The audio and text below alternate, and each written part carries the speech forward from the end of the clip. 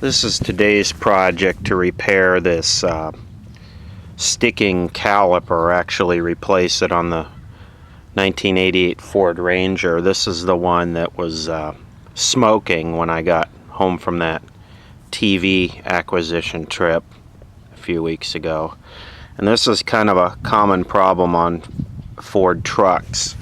And they used a probably other Ford vehicles too. This is like the piston is like a fiber piston in these OEM calipers, and what happens is it sticks and then it turns into thermal runaway, and it actually, as it gets hotter and hotter because it's sticking, it actually swells up and it just is a runaway situation.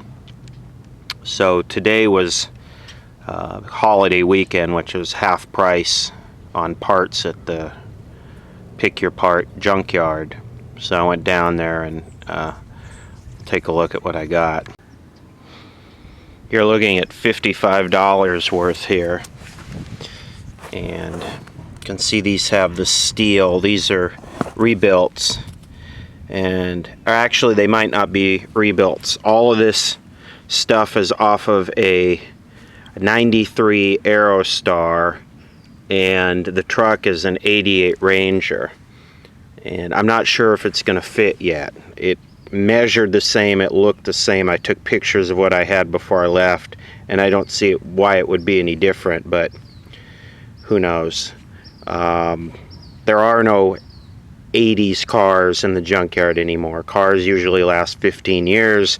The 80s have run their course. They've all gone to China and been ground up and made into new Kias that are going to last 8 years. Let me also say, add a disclaimer here. This is not a how-to video. This is simply social media, me sharing what I'm doing with some friends. I get criticism for the way I do stuff sometimes, so I just want to make that clear that this is not an instructional how-to video. Take what you want from it, leave the rest of it alone. So I grabbed the rotors for my Aerostar van, which is just another TV hauler, simply because the rotors on it are warped. And the reason they're warped is because it had the fiber piston thing too, and the rotors got overheated. So when you step on the brake, the wheel shakes really hard. So I didn't know if the brake lines were any different, so I just ended up just kind of breaking everything off. The rotors look pretty new, which probably means they're China, nice and thick. So I'll pop the caliper off the Ranger and see if this will fit.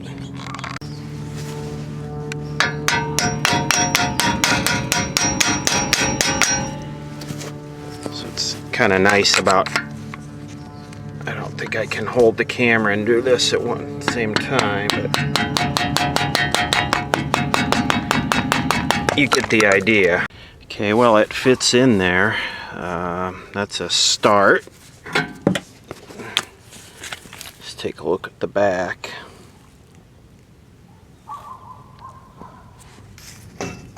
This thing got roasted, man. This rotor is way too thin. These pads are shot, and this stuff was all new. And this happened in a matter of about 5 miles. You can see the fiber piston. You can see the difference between the fiber piston and the metal piston. This thing got so hot. It's all rusty, and probably burnt all the grease up in the bearing.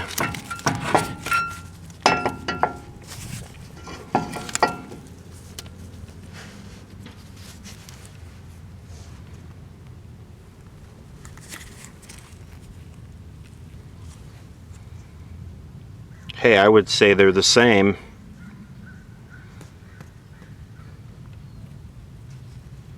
or at least close enough to really need to change this rotor though. Even though I only take this thing on local, very local trips, like less than 5 miles. This actually seems like it's going to work out okay. I bled the brakes a little bit. I need to get new pads and a rotor for sure, but there was just, the junkyard was pretty much picked clean, and I don't want to pay new prices because I never drive this thing except to go get TVs. Probably gets less than 100 miles a year. This might be a little bit different. I don't remember that. This might sit down, or this is a little bit thinner right here. It's kind of hard to tell unless I pull it all apart, and I don't really want to do that because it's working okay. This is my Aerostar that has the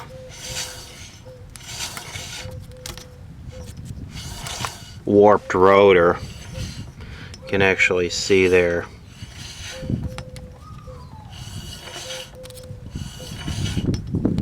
where it's touching and not touching.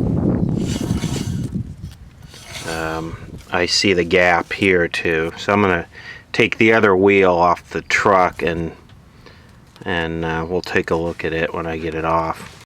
Okay, this is the left side. This side wasn't overheating, but this is the original fiber caliper. I already pushed it back a little bit, and it has the gap here too, so I guess that's